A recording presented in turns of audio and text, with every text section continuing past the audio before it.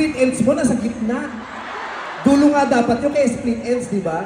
Oh, taray din ang outfit. Eto mga gusto kong... Huwag ka lang magtago, ate. Kita-kita ka nila lang lahat. Bumili ka pa ng ticket sa harapan. Si ate naman, kung makahapos sa akin, kala mo poon ako. Okay. Oh, picture. Ang ganda, di ba? Okay. Ano na? Saan si Ayong? Bakit hinahanap mo si Ayong? Okay. Hello po. Hello. Hello sa inyo. Oh, ano po? Taga San Francisco kami. O ano ngayon? Taga Quezon City naman ako. Sinumbat ko ba sa'yo? Alam mo, normal na normal yan. Pag merong pag may taga-ibang bansa, taga-ibang lugar na lalapit sa akin ako magpapapicture, sasabihin nila lagi yung lugar kung saan sila nanggaling. Yung parang, huwag picture tayo. Taga Los Angeles pa ako. Yung parang ako talaga ang dahilan kung ba't siya lumuwas. Yung gano'n. Taga San Francisco ka. O ba't nandito ka sa Canada? Ang gulo sa Amerika, di ba? Anong pangalan mo? Sino Ilocano? Ilocano kan?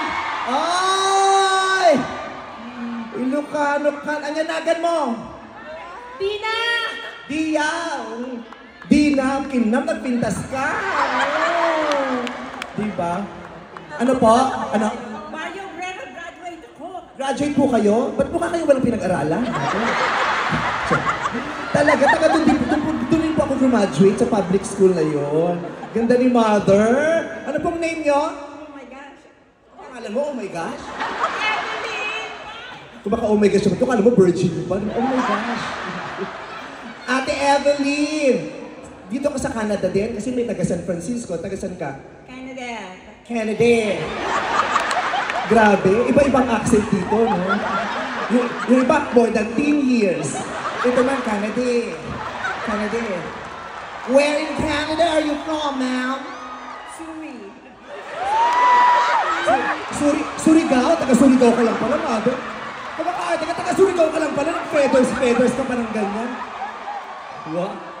Ang tara, yung mga Pilipino talaga, pag may ganitong event, itinutodo talaga nila yung mga suotan nila, no? Ipaparamdam nila sa kapwa nila na Pilipino na umunlad sila rito sa Canada. Parang tignan, wow!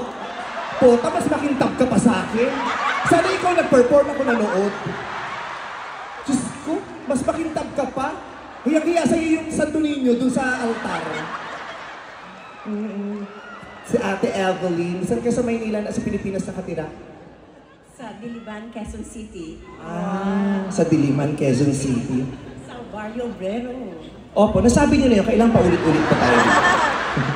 Taga Diliman. So, what do you do here in Canada? Retired na ako, but I used to be a software test analyst. Analyst. Close ako sa mga analyst. Malapit ang loob ko sa mga analyst. It's not analyst. Angal ang angal. Huwag ka na mag-joke, nakakatawa na ka-itsura mo, nag-joke ka. May asawa ka? Meron.